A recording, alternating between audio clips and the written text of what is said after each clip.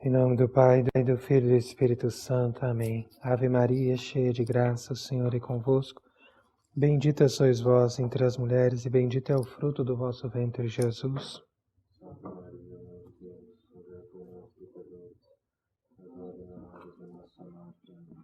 Bom, queridos irmãos, nós estamos hoje reunidos aqui, quarto domingo da Quaresma, para continuar essa nossa série de conferências a respeito da questão do Concílio Vaticano II, sob o título de Quaresma e os Sofrimentos da Igreja.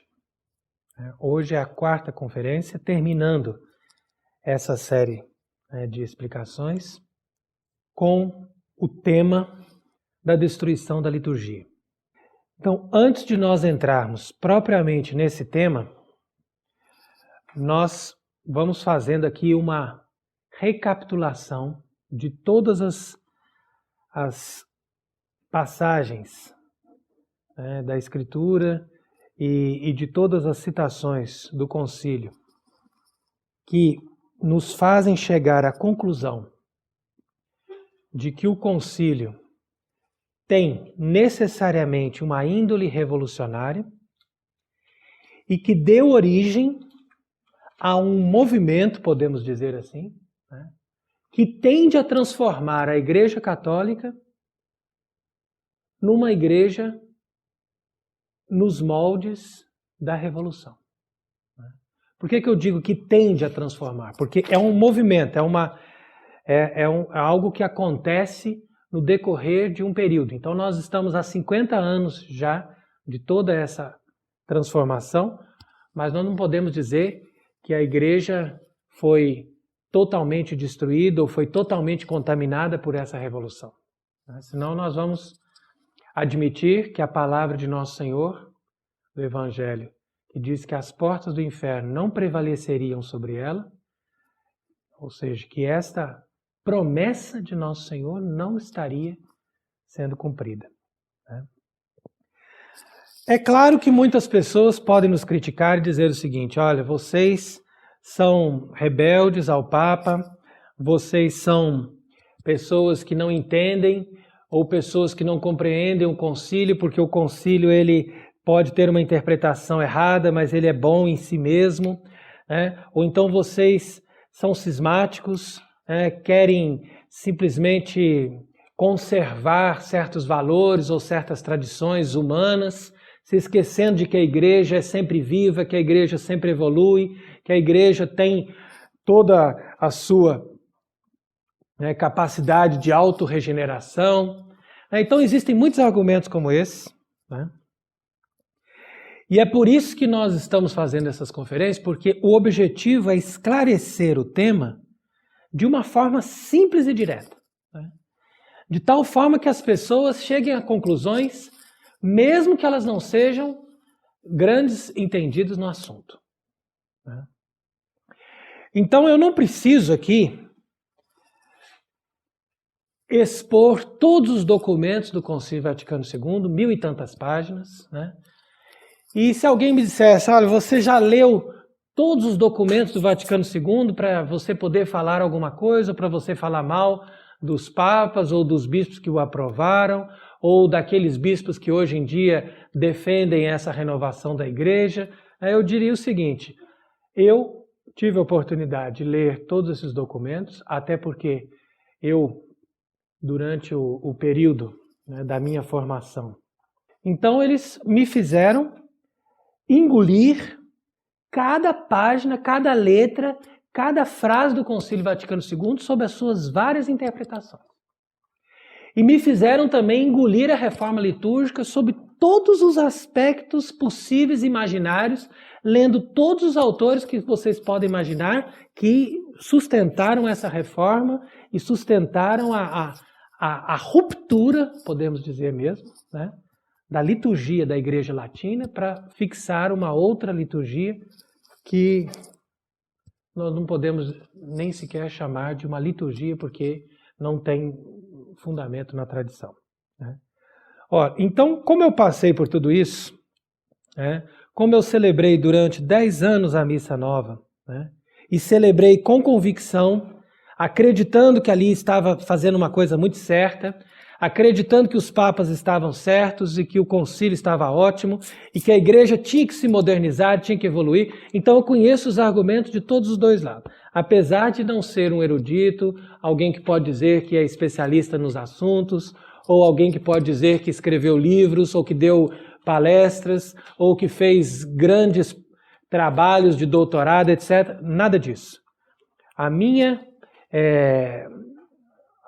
vinculação é com a vida contemplativa, que é a minha vocação, né?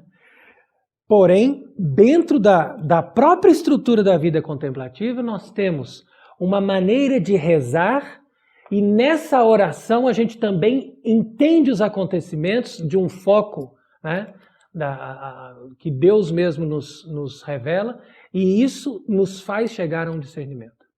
Isso nos faz chegar a um discernimento. E esse discernimento que eu tenho hoje, eu acredito que foi muito importante para a minha própria vida espiritual. Eu posso dizer assim, que eu hoje tenho condição de analisar a minha vida, a maneira como eu celebro a missa, ou a maneira como eu vivo a minha vida de oração com Deus, né? E a partir daí eu posso dizer que os frutos são muito mais abundantes na medida em que eu fiquei, por graça de Deus, né? Sem dúvida eu tive o mérito de abrir o meu coração para isso, mas pela graça de Deus eu fiquei realmente convertido à Igreja Católica, né? E eu então me dispus a renunciar aos erros para me converter à verdadeira Igreja Católica. Então aqui está o ponto fundamental. A nossa bandeira que a gente defende é a bandeira da obediência. Não é a bandeira da desobediência nem da revolta, mas é a da verdadeira obediência à verdadeira Igreja Católica. Ou seja, aos papas que promulgaram tais documentos, que estavam ali querendo defender a verdadeira fé, né? Aos bispos, aos concílios, a toda uma história de tradição, de dogmas, de suor, de luta, de sangue, de lágrimas que a Igreja Católica teve no decorrer de 2000 anos. As pessoas não podem ignorar isso, né?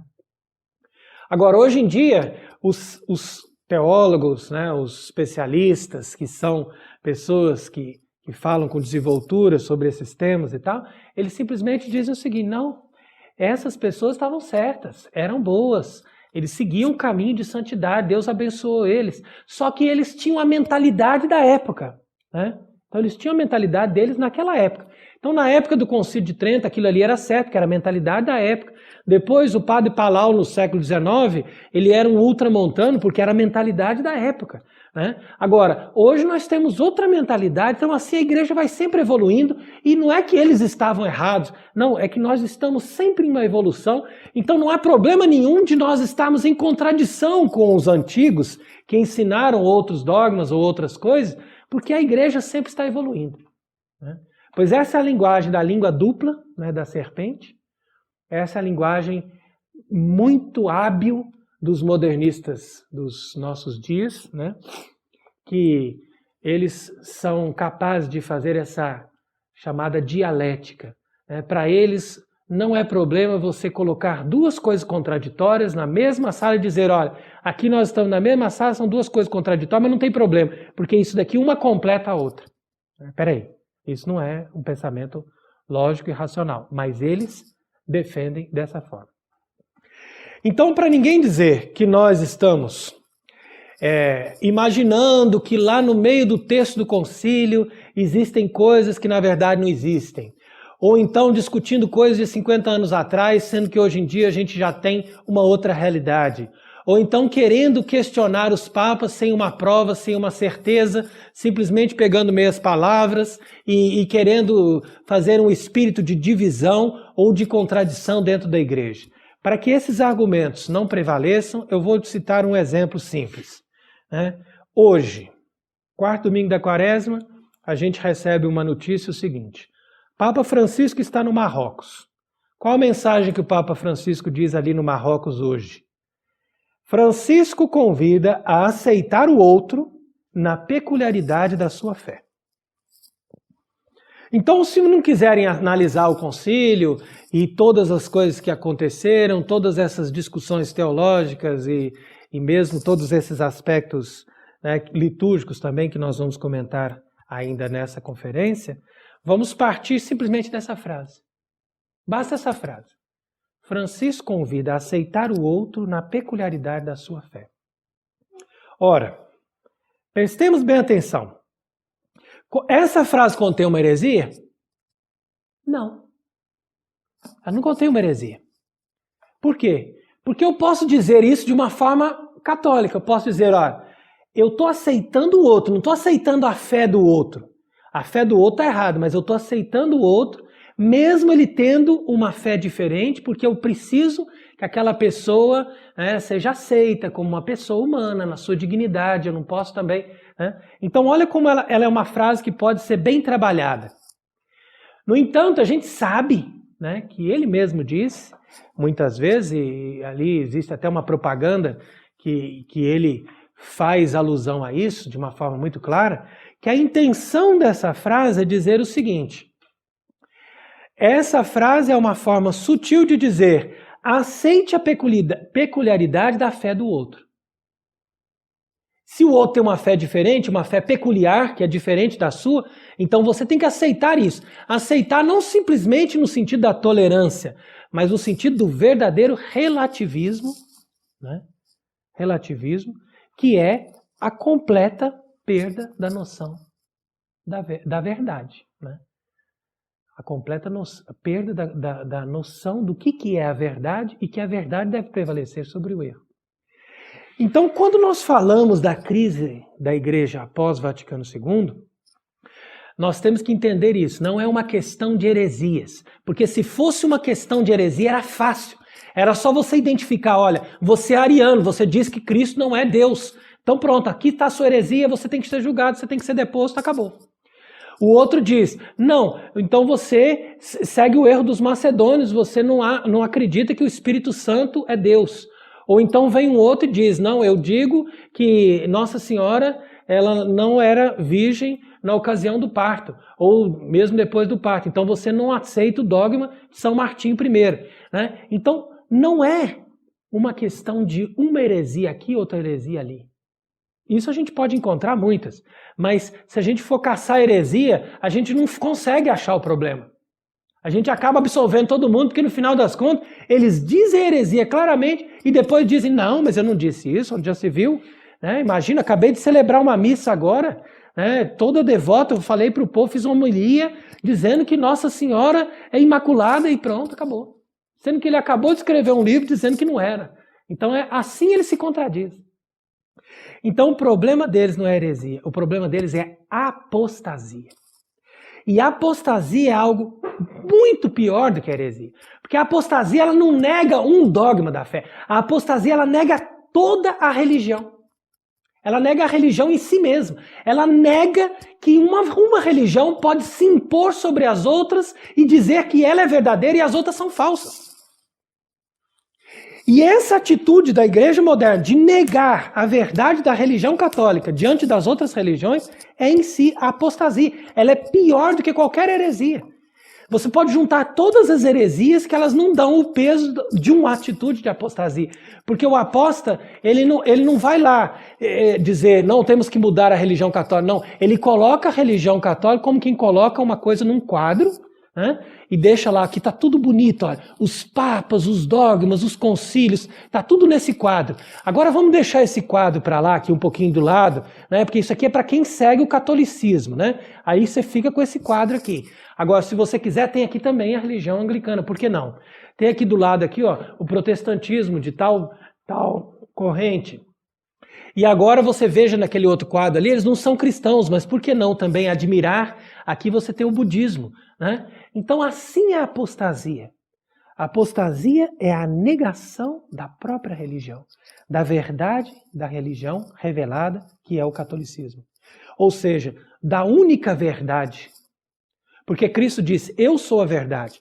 E o católico, ele tem como provar que a religião católica, na sua fé católica e ortodoxa, é muito importante usar esse termo, católica e ortodoxa, ou seja, a verdadeira fé, a verdadeira doutrina, né? Não daqueles que se dizem ortodoxos, mas depois não aceitaram o Papa e se tornaram cismáticos. Não, eu me refiro à única religião, à única igreja de Cristo, a única fé verdadeira que pode nos salvar, né? É isso que nós defendemos e que sempre foi defendido. Então, essa fé da igreja, né, que é a chamada fé católica e ortodoxa, é a única verdade plena que nós temos na Terra. Por quê? Porque ela foi revelada por Cristo, ela foi por graça do Espírito Santo, que o próprio Cristo, né, fala sobre isso no Evangelho, ela foi por graça do Espírito Santo desenvolvida, essa fé, através dos concílios, dos dogmas, das declarações, de todas toda essa evolução orgânica da mesma fé, né? Jamais em contradição, né? A partir de Cristo e dos apóstolos até os nossos dias. O Concílio Vaticano, porém, Vaticano II, ele se apresenta como um concílio que não tem finalidade de fomentar discussões dogmáticas, né? Ou seja, eles dizem assim, nós não vamos mexer naquilo que já está pronto, já está pronto, está lindo o quadro aqui da Igreja Católica. Só que como nós não temos mais fé, então nós vamos criar a possibilidade de usar os recursos que a gente tem hoje da Igreja Católica, ou seja, uma estrutura imensa, né? Muito dinheiro, muito poder, muita força política, nós vamos usar tudo isso em prol dos nossos interesses e não mais dos interesses daqueles que têm essa fé católica. Porque nós mesmos não temos mais essa fé católica. E aqueles que tiverem também, nós não vamos fazer questão da presença deles, porque eles vão mais atrapalhar do que ajudar. Então o movimento que nós vamos fazer aqui para frente é o movimento, né, que aqui a gente coloca entre parênteses, de apostasia, né, mas que eles chamam de adornamento, ou seja, uma adaptação da religião ao pensamento moderno. E essa adaptação da religião ao pensamento moderno não é outra coisa senão a apostasia.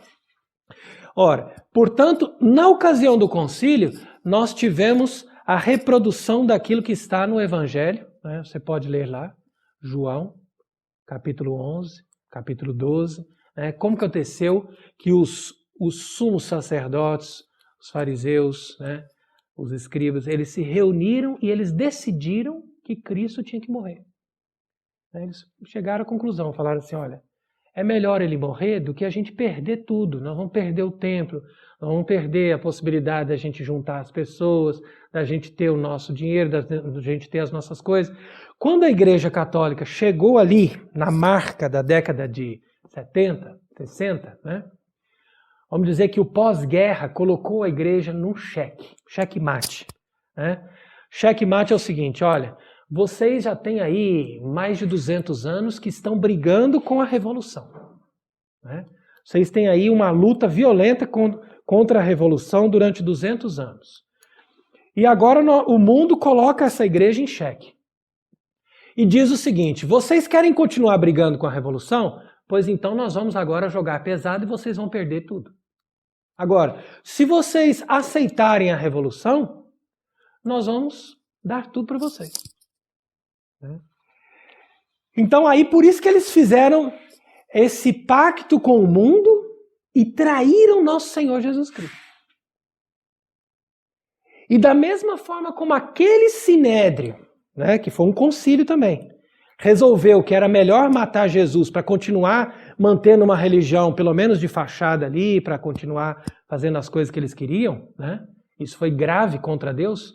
Eles não perceberam que eles estavam pecando contra Deus, porque o Messias enviado eles não aceitaram, né? Aí, da mesma forma, os bispos, não todos, é claro que um grande número não concordou com aquilo, mas a grande maioria deles, reunidos, né, chegaram a essa conclusão.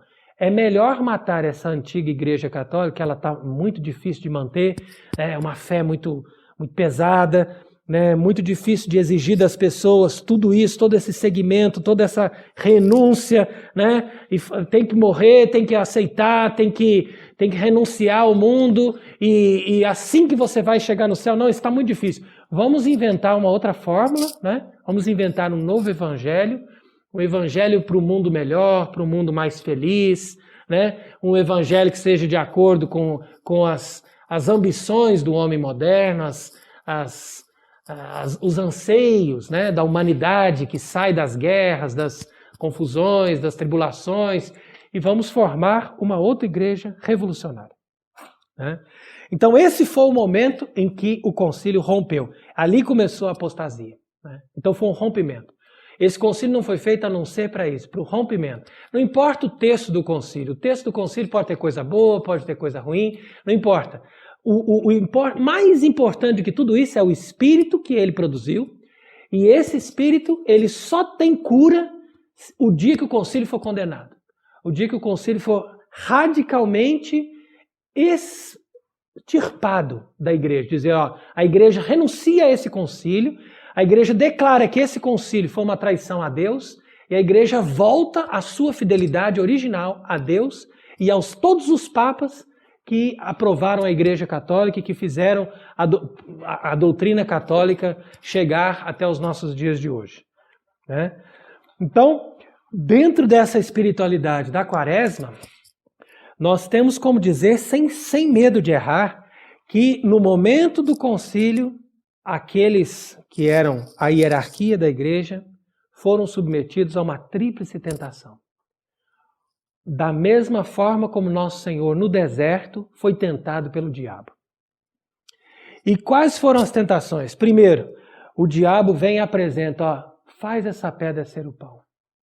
Quer dizer o seguinte, ó, o pão é mais importante do que a sua obediência a Deus. Né? Do que o seu projeto diante de Deus ou do seu desejo de fazer a vontade de Deus. Entretanto, nosso Senhor repreendeu Satanás e rejeitou essa tentação. Ele mesmo diz, o meu alimento é fazer a vontade do Pai. Mas a igreja, ao invés de continuar com essa mesma atitude, né, e pensar o seguinte, ó, nós até podemos fazer alguma coisa pelo problema da fome, ou pelo problema da pobreza, pelo problema do mundo, mas a nossa finalidade não é isso. Nossa finalidade é conduzir as pessoas à salvação eterna. Existe o poder temporal que vai fazer esse trabalho. Não, nós vamos nos dedicar agora, nós vamos escrever documentos da igreja para resolver o problema do mundo. Pronto, então caiu na primeira tentação. Né? Caiu na primeira tentação e aí voltou-se para o interesse social. Outro dia eu estava escutando uma palestra de um padre que dizia que quando ele era vocacionado, ele tinha desejo de ser um missionário na África.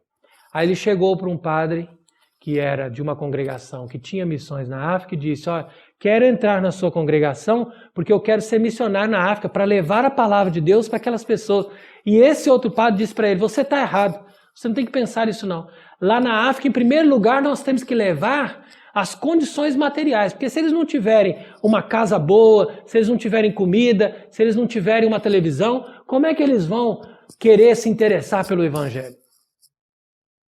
Então, quer dizer que a questão é o social. A igreja tem que ir pelo social.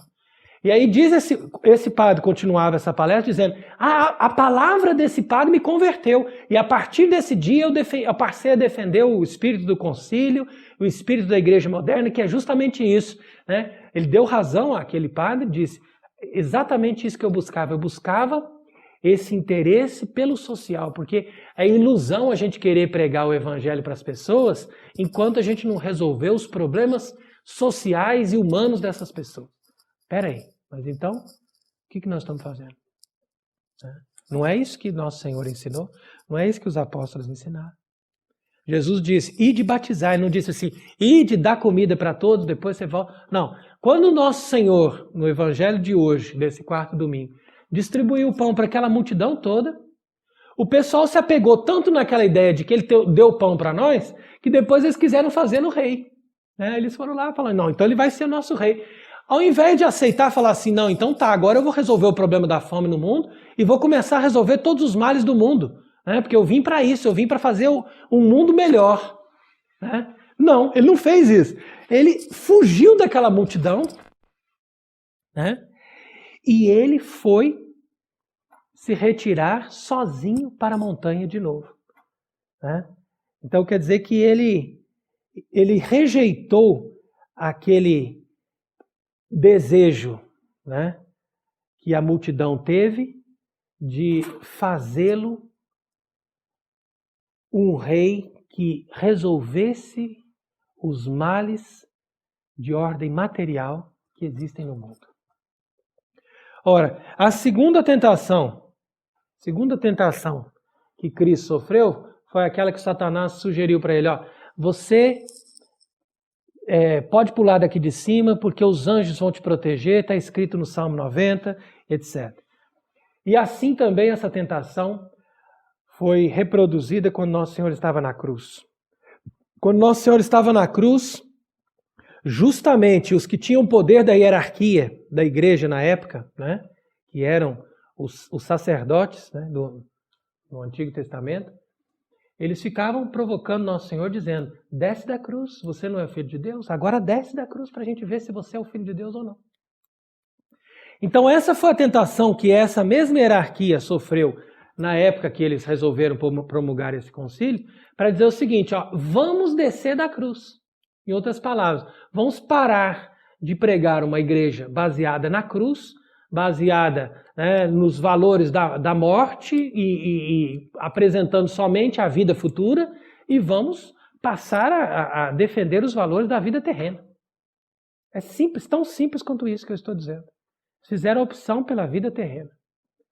E ainda por cima vem, sendo que São Paulo diz, né, se é para essa vida que nós colocamos a nossa esperança em Cristo, nós somos de todos os homens os mais infelizes. Então eles se tornaram realmente de todos os homens os mais infelizes, porque eles fizeram uma igreja à imagem e semelhança do mundo. E o mundo que quer o mundo? O mundo quer a vida terrena. O mundo não aceita Deus. O mundo não aceita o projeto de Deus. Quando uma pessoa aceita Deus e aceita o projeto de Deus, essa pessoa automaticamente entra em contradição com o mundo. Ela se converte, entra para a igreja e, ao mesmo tempo, entra em oposição com o mundo. Então, esse foi o grande pecado, né, que eles cometeram, caindo nessa segunda tentação. E a terceira, ainda pior, né, quando Satanás ofereceu para Jesus todos os reinos, né, todo aquele poder, toda aquela glória. Ele disse, eu te ofereço tudo isso se você me adorar. E até nisso eles caíram. Né? Até nisso eles caíram. Eles não perceberam, muitos deles, é claro, não perceberam. Mas eles sutilmente entraram nessa terceira tentação, porque eles pensaram o seguinte, chega de nós sermos envergonhados, criticados, né, ridicularizados como pessoas antiquadas, ultrapassadas, ridículas. Né? Não, nós temos que agora receber os aplausos do mundo. Né? Então a igreja moderna, ela foi transferida para o nível máximo dos aplausos, né? da aprovação, da glória que você poderia ter no mundo moderno. Então hoje você é um bispo, você é um padre, você é um papa no mundo moderno, você é alguém que tem muita glória, que muita honra, muito dinheiro, muita aprovação do mundo, sem dúvida, porque eles estão pactuados. Então houve sutilmente um consentimento a essa tríplice tentação, infelizmente. Né? E aí é onde a gente tem que entrar de forma muito certa nesse ponto. Né? A diferença entre tolerância e relativismo, as pessoas não entendem isso. Quando o Papa Francisco convida a aceitar o outro na peculiaridade da sua fé, né, isso aqui poderia até ser lido de uma forma de tolerância, mas eles não estão querendo a tolerância. Estão querendo a liberdade religiosa. A liberdade religiosa é contra Deus. E a tolerância, ela faz parte da caridade. Pronto. Então eu sou um católico, um cristão, né? Eu vejo o outro que é um muçulmano, ou vejo o outro que é um budista, eu não tenho que humilhá-lo, eu não tenho que agredi-lo, eu não tenho que obrigá-lo a receber o batismo, de forma alguma, não preciso de nada disso. Eu posso ter tolerância, eu posso acolher dentro da minha casa, eu posso dar para ele comida, eu posso fazer caridade para ele. São Paulo diz, fazer o bem a todos, especialmente aos irmãos da fé. Então, primeiro faz os irmãos da fé. Já fez, então faz os outros também, não tem problema. Agora, tolerar essas falsas religiões, né, não significa, de forma alguma, não significa que eu vou aprovar, né, essas religiões dizendo que elas são verdadeiras. Isso é outra coisa. Então ninguém precisa ser um erudito nem um catedrático para chegar a essas conclusões. Isso que nós estamos dizendo é baseado no ensino tradicional da fé católica e baseado na própria Escritura, né? Foi o próprio Cristo que disse: quando o Filho do Homem voltar, encontrareis a fé sobre a terra? Então ele está fazendo uma pergunta. E aqui essa pergunta sugere o seguinte, que não se encontra mais a fé sobre a terra. Quando Jesus fala aqui sobre a fé, não é simplesmente falar assim, igual tem muitas pessoas que dizem, eu tenho muita fé, quando eu estou passando necessidade, eu acredito naquilo, eu tenho muita fé. Isso é uma fé. Ou isso é uma capacidade de pensar que alguma coisa espiritual vai me ajudar. Mas não é isso que Jesus está se referindo. Está se referindo, encontrareis a fé sobre a terra. A verdadeira fé. Essa verdadeira fé, ela pode ser vista sobre a sua qualidade, né, de ser sólida, e sobre a sua quantidade, ou seja, de ser completa. Você pode analisar a fé sobre essas duas perspectivas. Então, nós precisamos ter a fé de qualidade, que significa uma fé sólida, e também uma fé de quantidade, ou seja, uma fé completa. Se falta algum conteúdo de toda a fé católica revelada e que eu não acredito naquele conteúdo, então eu já não tenho a fé. Isso que as pessoas também não entendem. Por exemplo, uma pessoa que diz, não, eu acredito em todos os dogmas, em todos os concílios, em todas as declarações, né? Então, quer dizer o seguinte, que eu posso dizer que eu sou um ortodoxo, eu sou um católico verdadeiro, porque eu acredito em todos os dogmas, exceto o dogma da infabilidade do Papa. Ou seja, que o Papa é o verdadeiro vigário de Cristo sobre a terra e que ele tem preponderância sobre os outros bispos, né? Então eu não acredito nesse dogma. Então, a partir daí, você já não é católico, porque você negou um dogma da fé, você não tem a fé completa, né? Agora, a fé não tem que ser só completa, também tem que ser sólida. Sólida de tal maneira que, se a pessoa professa essa fé, ela vai até a morte, ela vai até o martírio. Se eu tenho medo de morrer e renuncio à minha fé, nem que seja no momento que alguém me ameaça de me matar, né? Então é sinal que eu não tenho fé sólida. Eu posso ter a fé completa, acreditar perfeitamente em todos os dogmas, em tudo aquilo que foi revelado na doutrina da igreja. Mas chega na hora de professar essa fé, eu não tenho força. Então a fé não é sólida. Então, de uma forma ou de outra, você não encontra mais a fé sobre a terra. Por isso se cumpriu a profecia que nosso Senhor diz aqui, Lucas 18:8. Agora, quando o concílio, né, o ensinamento do mundo moderno vem com essa ideia de liberdade religiosa, ou de que o Estado não pode interferir na religião das pessoas, o Estado tem que ser laico, tem que ser indiferente, né, tem que apoiar a todos, né? Então, por trás disso está uma sutil manobra de Lúcifer. Por quê? Porque quando ele faz com que o ser humano aceite a ideia de que todas as religiões são boas, o objetivo dele não é parar aí. O objetivo dele é permitir um período de contradições religiosas. E após esse período de contradições religiosas, as pessoas vão chegar à conclusão de que a única religião que é boa é aquela religião que não é, na verdade, uma religião. É simplesmente a miscelânea de todas as religiões que permite qualquer coisa e que permite que a pessoa faça uma opção como se fosse um self-service religioso, né? Eu pego o que eu quiser e ali eu faço a minha religião pessoal. Essa religião pessoal, que hoje em dia também pode se chamar nova era, né? É o contexto da mentalidade da nova era, não é outra coisa senão a religião de Lúcifer, né? Porque quando eu faço essa miscelânea toda aí, eu, na verdade, não acredito em coisa alguma, eu simplesmente estou procurando alguma coisa para o meu próprio ego, né? É alguma divindade que sustente o meu ego, que me dê as coisas que eu preciso. Essa divindade depois vai se apresentar com o nome de Lúcifer. Lúcifer vai dizer, eu sou o Deus que posso te dar a felicidade na terra e posso preencher o vosso ego com a plenitude do conhecimento, da vida, da luz, da energia, etc. Então, aqui nós vamos chegar no fim desse processo na religião de Lúcifer, a religião satânica. Claro que não vai se apresentar assim, não vai se apresentar como religião satânica, religião do mal, jamais. É sempre a ideia do bem, a ideia de fazer o bem, a ideia de deixar o ser humano em primeiro lugar, as coisas melhores para cada um, ajudar cada um, mas em detrimento da verdade.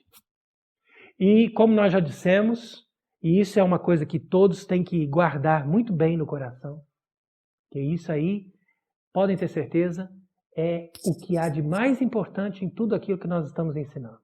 Se não existe uma intransigência na verdade, também não existe justiça e também não existe verdadeiro amor. Se alguém propõe fazer justiça, ou se alguém propõe a ideia de amar sem estar primeiro conectado com a única verdade, não é possível que essas coisas aconteçam verdadeiramente. E isso é bem claro na igreja moderna. Ele se propõe a ser caridoso, mas essa caridade é sempre falsa. Ele se propõe a ser justo, mas não existe justiça, os julgamentos são sempre baseados na iniquidade e não na equidade. Aí que está o problema. Então, por isso, que nós temos que entrar bem nesse mistério, porque quando entra na questão do Papa, é uma questão séria, porque às vezes as pessoas dizem, não, o Papa é um tabu, não pode tocar no Papa. O Papa falou, acabou. O Papa disse, está resolvido. O Papa é tudo. Tudo bem. Mas eu sou de opinião que a gente não precisa chegar à conclusão que ele não é Papa para dizer que ele está errado. Não é que nós estamos negando o dogma da infalibilidade. Ele é infalível. Mas para ele ser infalível, ele precisa querer. Agora, se ele não deseja isso, ele ocupa o cargo de Papa, mas ele fica privado dessa infalibilidade.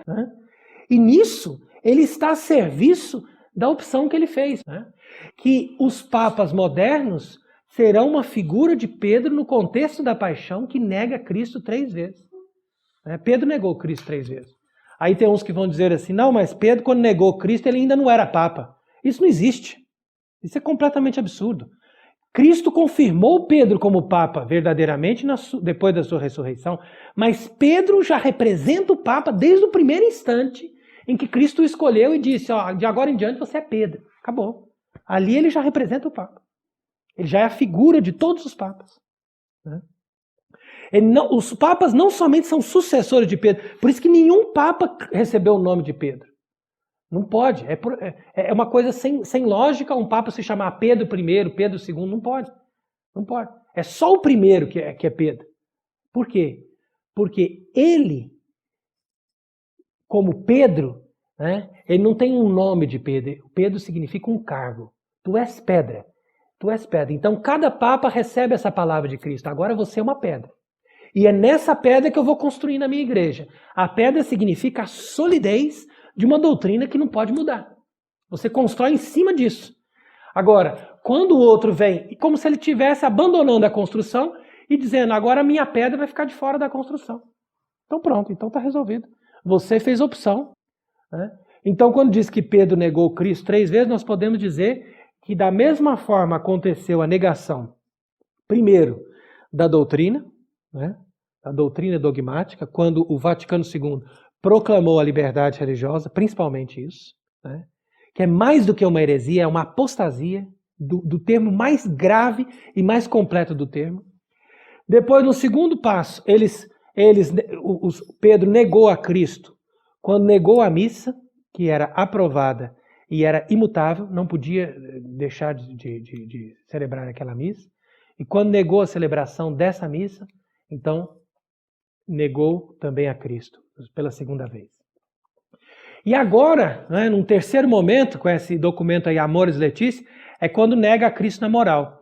Então quer dizer que se a doutrina cristã é composta de dogma, celebração e moral, então nós já cumprimos a tríplice negação.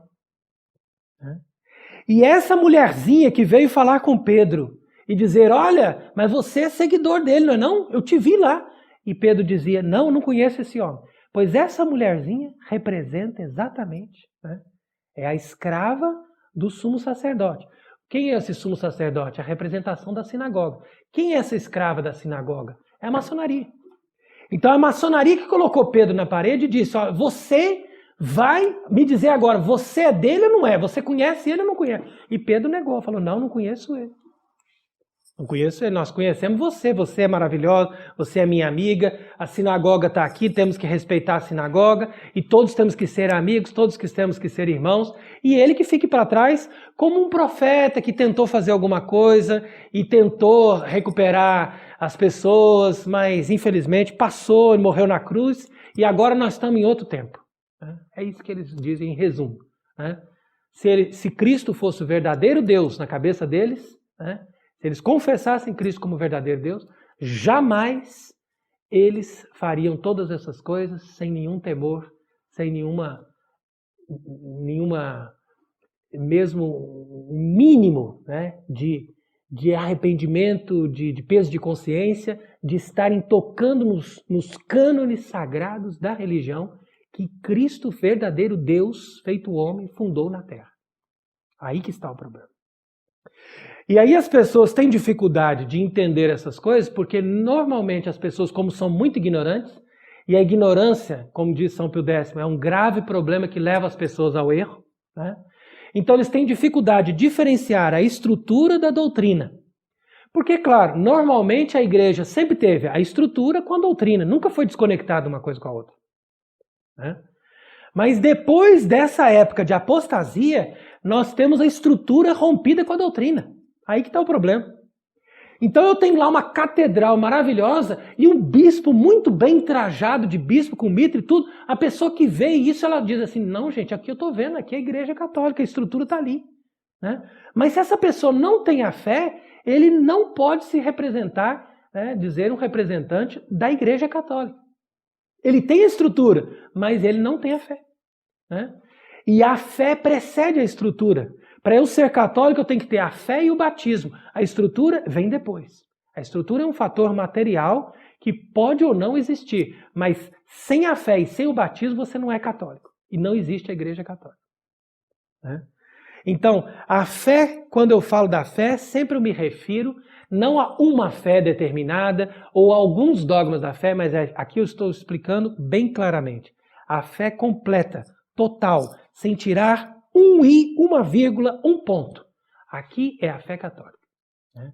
Todas as definições de fé que foram feitas no decorrer da história da igreja. Então é a partir daqui que a gente tem que entender o problema, né?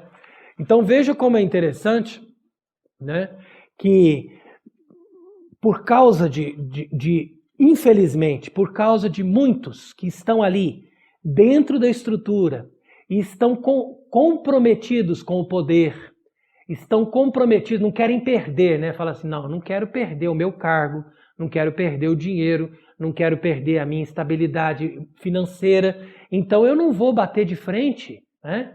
E não vou denunciar os erros do concílio, ou eu posso até celebrar uma missa muito bem celebrada, ou então fazer uma missa tridentina, por que não, eventualmente, né? Mas eu não posso chegar e dizer claramente o que eu penso, o que eu acho, mesmo que essas pessoas, né, fossem ignorantes, eles já estariam sob culpa, porque ninguém pode ter um cargo desse e ter ignorância sobre essa matéria. Agora, eu não acredito que eles estejam na ignorância. Eu acredito que muitos deles sabem da verdade, sabem de tudo isso, sabem da contradição que está por trás, e mesmo assim eles deixam tocar o barco e dizem assim, não, vamos na coalizão, né? Vamos tentar fazer alguma coisa pela igreja, porque afinal de contas a gente não pode fazer tudo ao mesmo tempo, eu não posso denunciar, mas no fundo, lá dentro existe um certo desejo de conforto, né?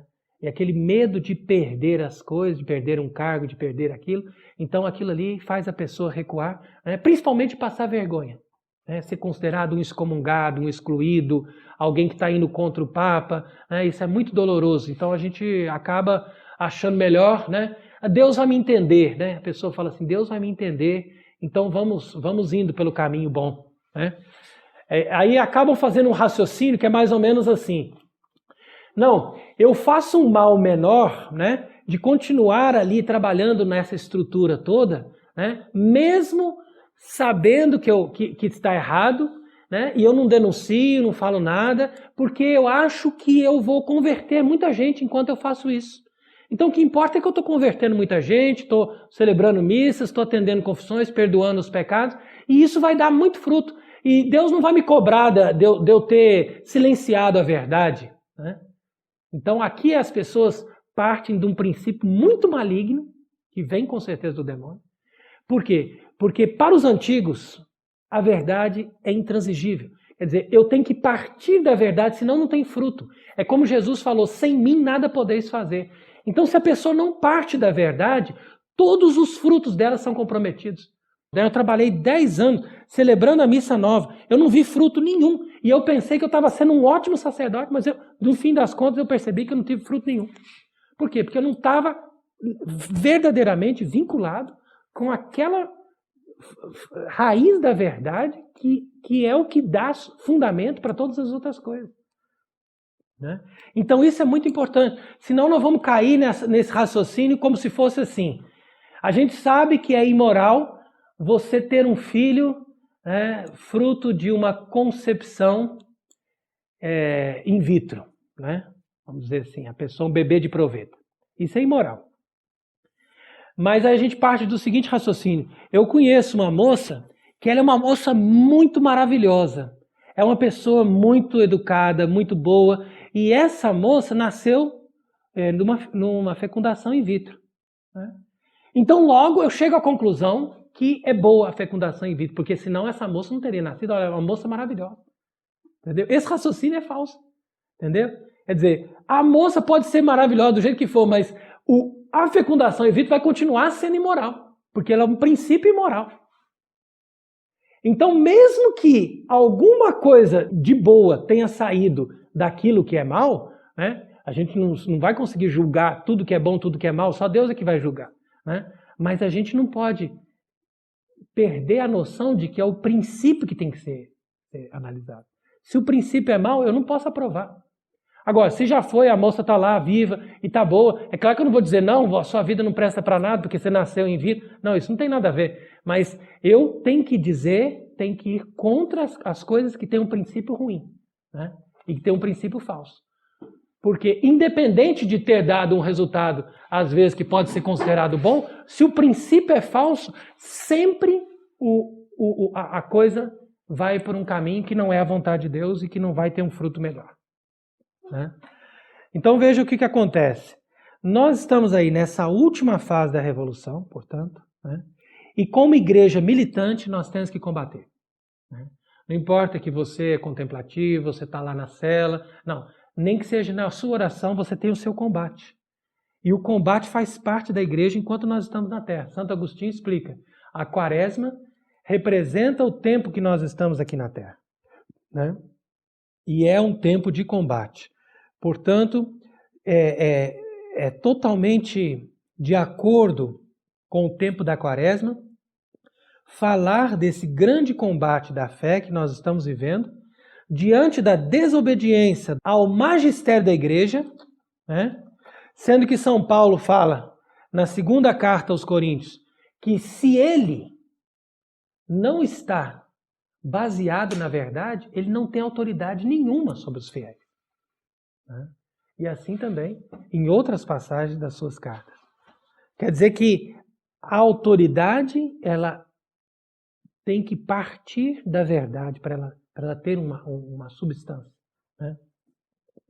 E ali São Pio X tem uma encíclica que chama E Supremos Apostolatos, onde ele escreve aos bispos sobre a sua responsabilidade como Papa. Né? Então nessa carta, São Pio X vai apresentando, é uma encíclica realmente muito bem escrita, maravilhosa, é como se fosse uma oração, né? Com várias citações das Escrituras. Né?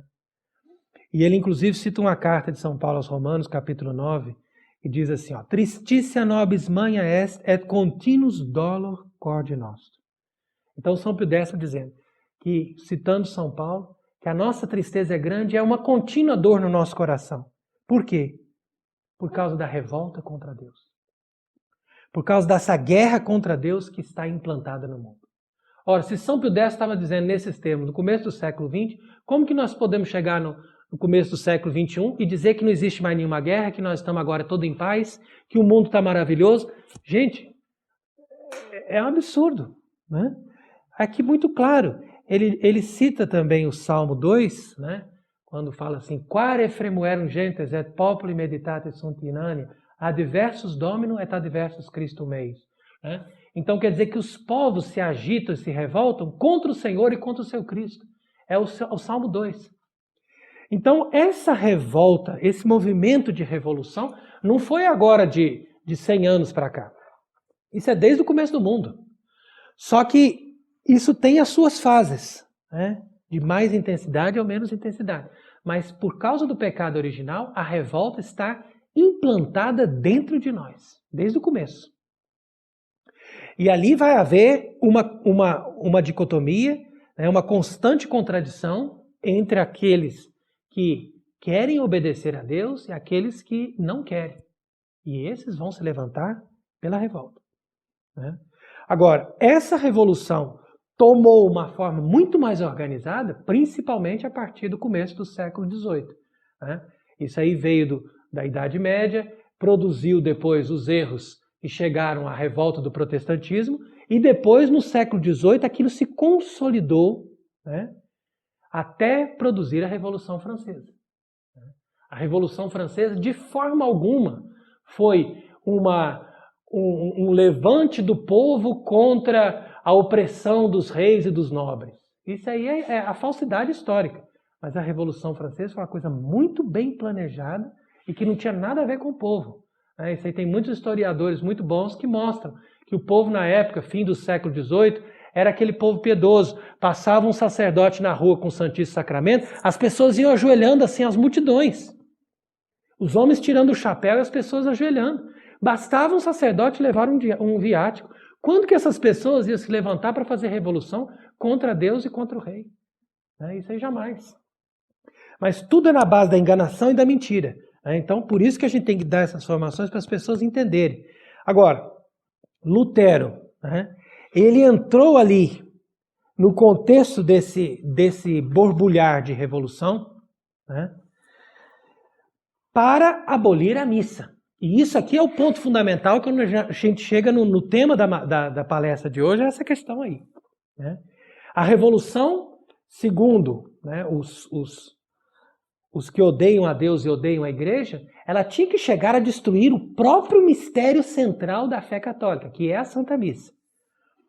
Então, Lutero, ele inspirado por um espírito que não era do bem, e não era o Espírito Santo, com certeza, ele fez com que acontecesse a revolução para destruir a Santa Missa. E essa revolução de Lutero, ela trabalha em 3 frentes, da mesma forma como nós explicamos durante essas conferências, esses 3 lemas da revolução. Primeiro, a igualdade, depois a fraternidade, depois a liberdade. Primeiro a liberdade, depois a fraternidade, depois a igualdade. Enfim, a ordem não importa. Mas, de qualquer forma, qual que é o espírito que Lutero despertou, e que produziu, por sua vez, a missa moderna? Porque dizer que a missa moderna não tem nenhuma influência de Lutero é completamente ridículo. A pessoa tem que ser muito ingênua para afirmar que a missa moderna ela é simplesmente uma adaptação para pessoas participarem melhor, para poder aquela liturgia ser mais participativa. Isso é história para boi dormir, como diz, O problema da missa não é simplesmente tradução do latim para a língua vernácula, ou o problema de uma simples adaptação, ou ter mais leituras, Nada disso. O espírito é muito claro. É um espírito de demolição. Por isso que São Pio V, ainda no século XVI, proibiu que a missa fosse mudada, e para sempre. Ele não falou assim, não, daqui a 500 anos vocês podem mudar. Agora que eu estou aqui, eu estou falando que não pode. Mas daqui a 500 anos, se o Papa achar que ele quiser, que ele vê que é necessário, pode mudar. Não. O Papa, quando muda a missa, ele usurpa da autoridade dele, porque um Papa anterior a ele, portanto superior dele, já proibiu ele de fazer isso. Não pode mudar a missa, acabou. Ele pode acrescentar um santo, pode acrescentar às vezes um prefácio, pode acrescentar uma festa, mas ele não pode mudar o ordinário da missa. A não ser que a missa tenha mais de 200 anos, então todos aqueles ritos veneráveis de mais de 200 anos, isso pode. Mas você criar uma nova missa não pode. Né? E os próprios criadores dessa missa, né, diziam que era uma nova criação, que era uma verdadeira ruptura. Né? Então São Pio V proibia isso e dava inclusive maldição. Falava, se fizer isso, eu coloco sob a maldição dos apóstolos Pedro e Paulo. Agora, imagine o seguinte, se Roma chegou toda essa apostasia, e se Roma está atraindo sobre si todas essas maldições, o que será de Roma? Entendeu? O que será de Roma? Diante de Deus, no dia que Deus resolver fazer o seu juízo. Né? Porque a coisa não é brincadeira, a coisa é muito grave. São muitas milhares e milhares de almas que vão para o inferno. Agora, tem quem são os responsáveis por essas almas que vão para o inferno? Tem. A deles vai ser cobrada, muito mais. Né? E eu não queria estar na pele deles. Eu prefiro sofrer todas as consequências, mas eu jamais gostaria de estar diante do juízo de Deus, sendo apontado como alguém que traiu os dogmas e os cânones da fé católica instituídos pelos sumos pontífices, ou pelos doutores da igreja, ou pelos padres da igreja, ou pelos cânones dos concílios. A esses todos eu me curvo e me submeto totalmente. Porque ai daquele que brinca com Deus. Né? Mas Lutero, que era um espírito, né, completamente insubmisso, né, e revolucionário, ele adotou toda essa revolução. Né? Primeiro, num sentido de liberdade, porque ele queria se desapegar da obediência ao Papa. Segundo, num sentido também de fraternidade, por quê? Porque ele queria deixar, né, aquela única e intransigente verdade para que todos pudessem, né, interpretar a Escritura, né, então uma fraternidade universal a partir dessa interpretação livre da Escritura, que por sua vez está coligada com a ideia também da igualdade, porque a ideia dele, sobretudo, é abolir o sacerdócio.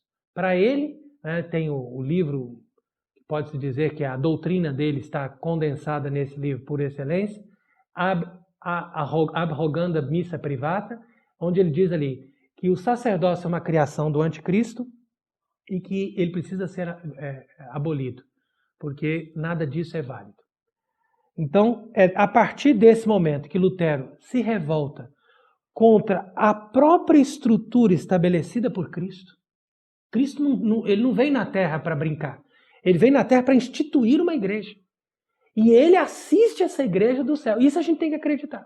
É diferente da apostasia moderna. A apostasia moderna é outro capítulo. Mas que a igreja católica é assistida por Cristo até o último instante, isso pode ter certeza. Então, quando a pessoa desconfia dessa autoridade que a igreja tem na Terra, ela desconfia da própria autoridade de Cristo. E assim Lutero se revoltou, nada menos que com Cristo. Então aí é onde acontece a abolição do sacrifício perpétuo. Esse é o objetivo final de Satanás. É a abolição do sacrifício perpétuo. Ou seja, a substituição do altar pela mesa, a substituição do sacerdote por um simples presidente da Assembleia, a substituição de um rito sacrificial por um simples banquete festivo. Aqui está condensada a doutrina da destruição da liturgia. Veio o cardeal Sará, e na minha opinião também, da parte do próprio Papa e dos bispos e dos sacerdotes, faltou uma submissão a esse cardeal que foi colocado lá, né, com autoridade. Então, quer dizer, eles mesmos clamam autoridade para si, mas eles não dão autoridade quando uma pessoa quer fazer uma coisa certa. Eles não deixam aquela pessoa ter autoridade. Então quer dizer que o homem ele é o responsável pelos ritos e os sacramentos. E ele chegou aí há uns 3 anos atrás e disse, a partir do advento, todos os sacerdotes têm que celebrar a missa versus Oriente, ou seja, de costas para o povo. Porque isso é o sacrifício da missa desde o tempo dos apóstolos. Pois simplesmente a sua palavra caiu no esquecimento, o próprio Papa disse, não, nós não queremos coisas que voltem atrás, e isso ficou completamente, deu em nada, podemos dizer. Agora, se isso deu em nada, diante de Deus, a chance foi mais uma chance que eles perderam. Por quê? Porque, segundo os especialistas no assunto, a mais grave atitude que representa essa ruptura para se criar esta chamada missa moderna, né, é justamente o padre virar de frente para o povo. Porque aqui você cria essa dimensão horizontal, né? Fraternidade universal. Olha. Vamos todos aqui conversar, fazer a nossa oração juntos. O importante é nós estarmos juntos. E eles perderam a noção de que a liturgia é um serviço ofertado a Deus. Então nós estamos num mundo tão baseado no entretenimento, né? Vamos criar um momento de diversão, um momento de uma coisa interessante e tal, que as pessoas não veem interesse em fazer uma coisa para Deus. Oferecer uma vítima a Deus, oferecer uma ação de graça, um rito a Deus. Né? Então, como as pessoas não veem interesse nisso, para a gente juntar mais as pessoas, então vamos fazer uma outra coisa mais divertida, mais alegre, etc. E pronto. Só que isso está baseado exatamente nesse entendimento protestantizado, né, de que a missa não passa de um acontecimento humano. Onde você se dirige a Deus, né, mas aquilo ali não é um sacrifício e muito menos um ato pontifical que une o céu e a terra. Então, essa abolição do sacrifício e essa abolição do sacerdócio é o passo que falta, né, para nós vermos aí o cenário final dessa destruição. E como nós estávamos comentando que aconteceu toda essa revolução para transformar a Igreja Católica numa igreja democrática, né, nessa ideia da fraternidade, aí você vê por que o sacerdote tem que virar de frente para o povo, ou por que o sacerdote tem que celebrar na língua do povo, porque no final das contas o foco não é Deus, é o povo. É o povo. Então nós estamos fazendo uma igreja para agradar o povo.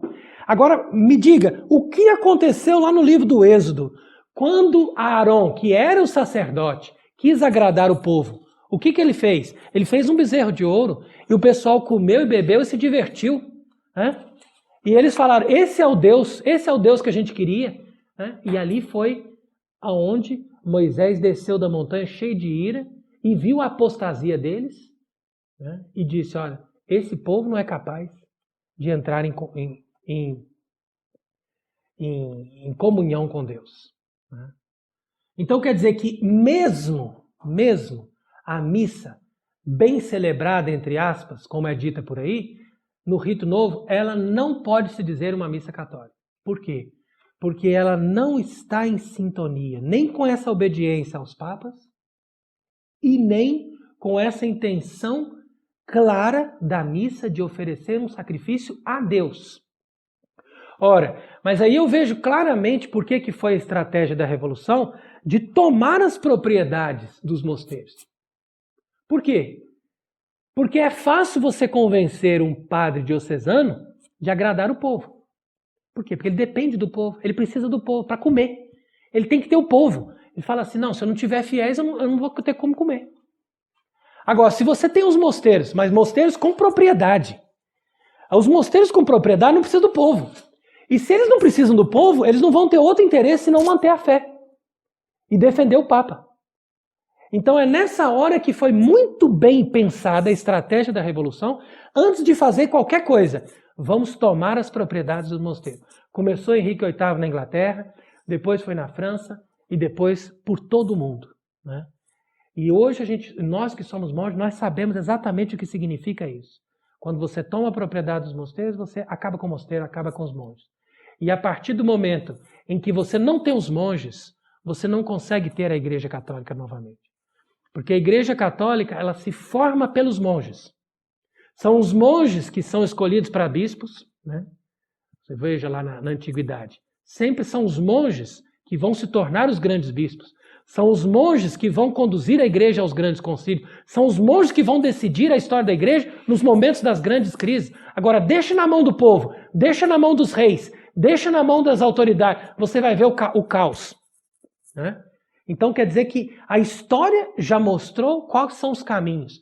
E ao invés de nós, que somos católicos, temos esperteza, né? Não, os revolucionários são espertos e nós nos deixamos enganar em todos os momentos. Não é à toa que nosso Senhor diz, os filhos das trevas são mais espertos do que os filhos da luz. Então aqui, olha, veja o que diz Daniel, capítulo 8. Né? Essa passagem de Daniel, capítulo 8, ela é muito clara. Né? Que diz ali, apareceu uma visão. Observando bem, estava no castelo de Susa, província de Elam. Estava olhando o rio Laí. E dei com os olhos um carneiro postado diante do rio. Tinha chifres altos, mas um dele é mais alto que o outro, só que esse mais alto tinha crescido depois. O carneiro dava chifradas para o ocidente, para o norte, para o sul, e nenhum animal podia lhe resistir. Olha, quem é esse carneiro senão nosso Senhor Jesus Cristo? Que cresceu em todas as direções da terra com a sua igreja, e ninguém pode resistir. Por quê? Porque os pagãos, eles queriam a verdade. É diferente do mundo de hoje. Eles podiam ser pagãos, mas eles pelo menos estavam abertos à verdade. Muitas vezes resistiram, mataram os apóstolos, mataram os missionários, mas com o tempo eles iam se curvando à verdade. Né? Então, olha aqui, ninguém escapava dele, estava progredindo sempre. E eu estava refletindo sobre isso. Quando apareceu um bode que vinha do ocidente, sobrevoando o mundo inteiro sem ao menos tocar o chão. Ora, quem é esse bode que vem do ocidente e que percorre o mundo inteiro sem tocar o chão? Senão a maçonaria, né? Cujo símbolo é o bode. Cujo símbolo é o bode. Né? E por que diz que ele não toca o chão? Porque é uma sociedade secreta. Ele anda para todo lado e ninguém percebe. Né? Ele não toca o chão, ele é tudo secreto. Eles fazem uma reunião secreta, eles decidem as coisas secretamente e depois, quando aplica, né, você já vê o resultado lá na frente. Então tinha um chifre bem visível exatamente no meio entre os olhos. E ele veio na direção do carneiro de 2 chifres que eu tinha visto, né, e atirou-se contra ele com toda a fúria. Eu vi-o atacar o carneiro, agredindo furiosamente, quebrando-lhe os 2 chifres.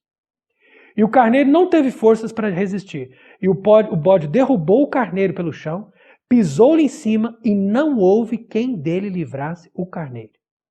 E o bode progrediu muito mais ainda. No auge de sua força, quebrou-se o seu grande chifre, nos lugares dele brotaram 4 chifres, para cada uma das direções da terra. E desses nasceu um chifre, pequeno, que depois cresceu muito na direção do sul, para o oriente, para o lado de nossa terra. E cresceu até as alturas do exército do céu, e derrubou da terra algumas das estrelas, parte desse exército, e pisou-lhes em cima.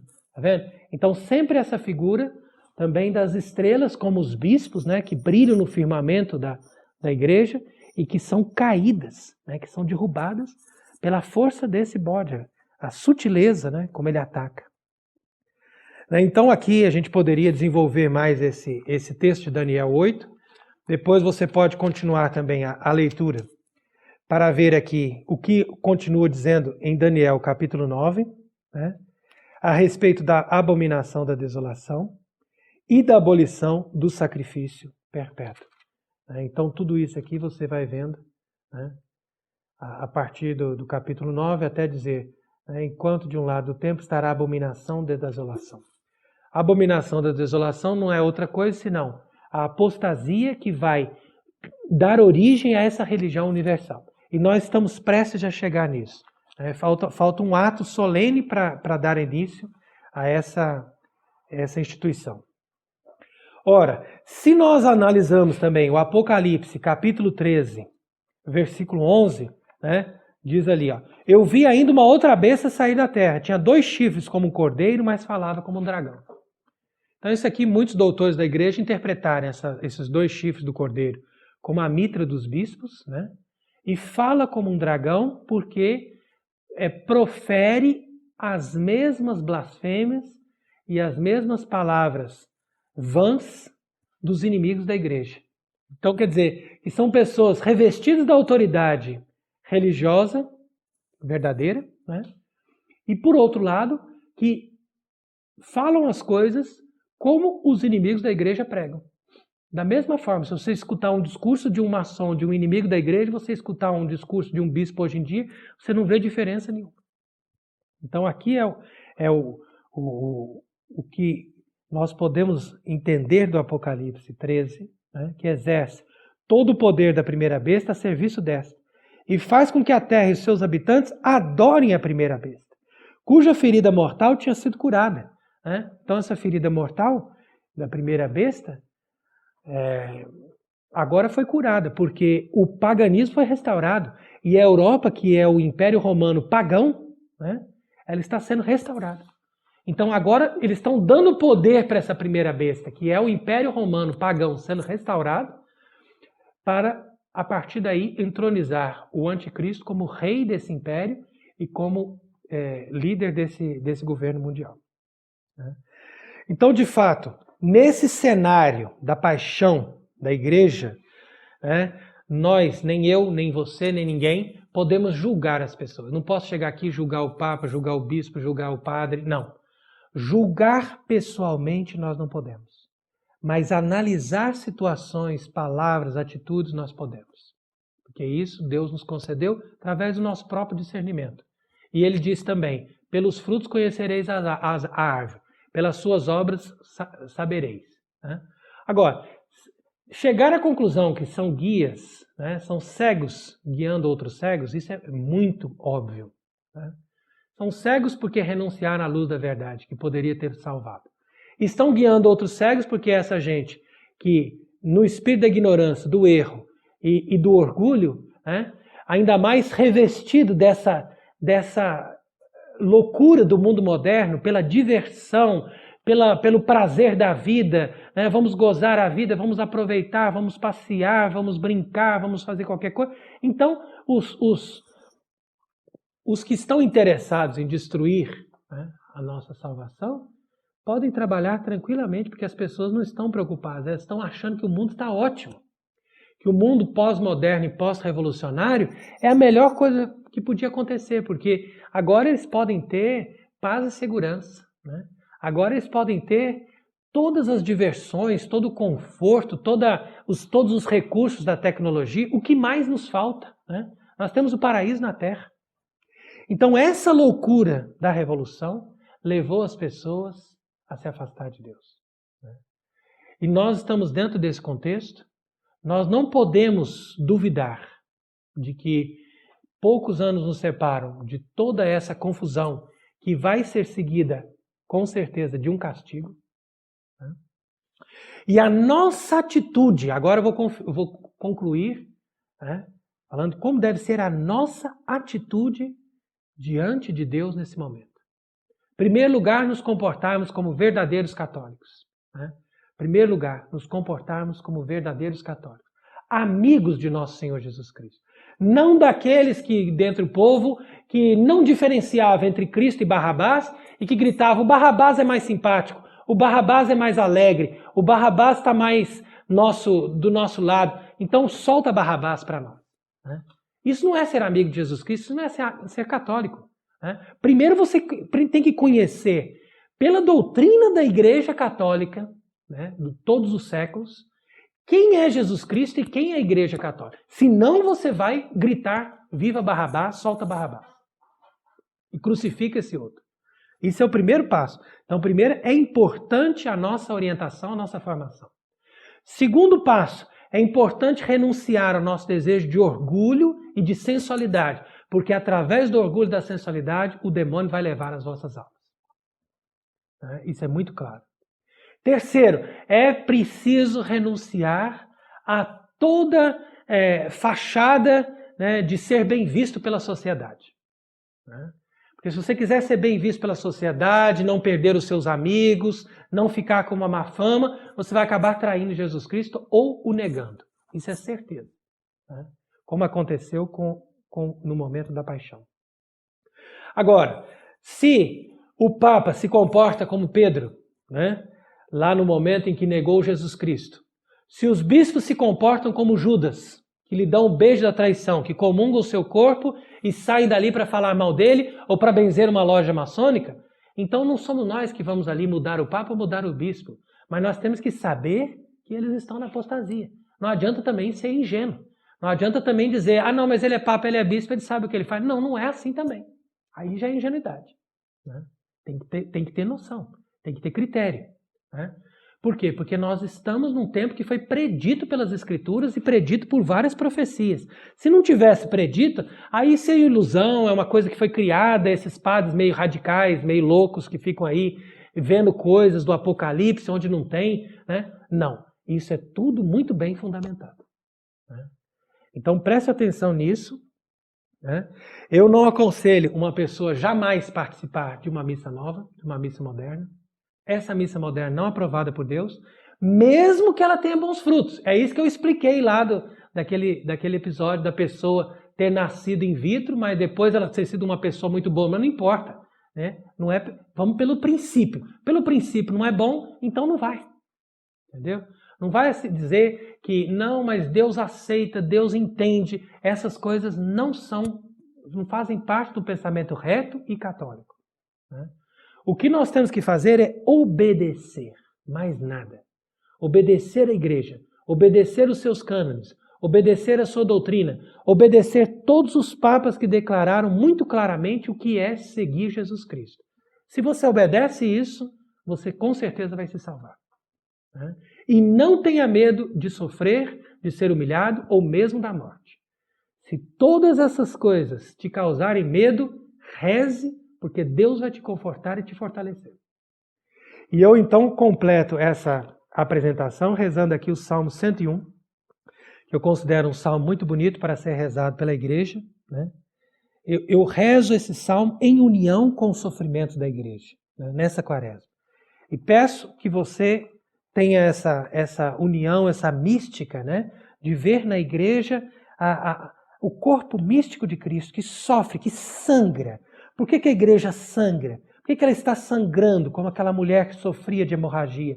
Porque a igreja está, através dos seus ministros, dos seus superiores, ela está tendo uma perda de fé. Quando eles perdem a fé, quando eles se esvaziam da verdade, é como se a igreja estivesse sangrando. Né? E principalmente também quando a igreja é vítima desses ataques, né? Porque na pessoa daqueles que deveriam dar exemplo, muitas vezes essas pessoas acabam sendo motivo de escândalo, né? Através de gravíssimos pecados e vícios morais, que fazem ainda mais o corpo de Cristo ficar recoberto de chagas. Né? Recoberto de chagas. Num estado que você não pode dizer que ele é um homem.